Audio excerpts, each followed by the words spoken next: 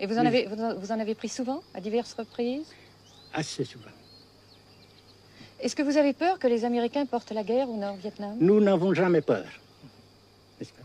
Comme les Français aussi, on dit que peur n'existe pas.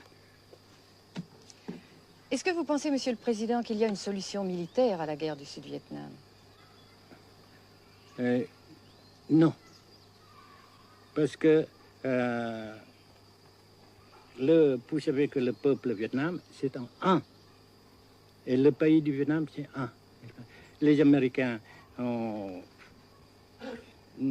fait une guerre d'agression, comme qui dit, c'est une guerre non déclarée.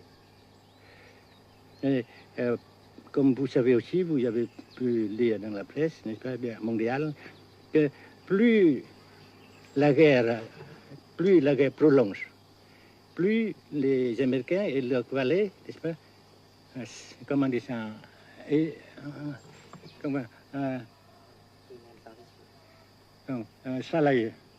s'enliser, et plus ils supportent des échecs, comme vous savez récemment, n'est-ce pas? Par conséquent, la guerre ne peut pas durer éternellement. Et je suis très heureux que les politiciens haut placés français ont reconnu cela. Vous pensez que le général de Gaulle pourrait en quelque sorte, à un certain moment, arbitrer le conflit? Arbitrer, qu'est-ce que vous comprenez par le mot arbitraire? Nous ne sommes pas des équipes de football. Mais au-delà des accords de Genève, si je ne me trompe, une idée du général de Gaulle est la neutralisation de tout le sud-est asiatique. Est-ce que c'est une idée qui vous semble intéressante? Comme j'ai déjà dit quelquefois, c'est une idée intéressante.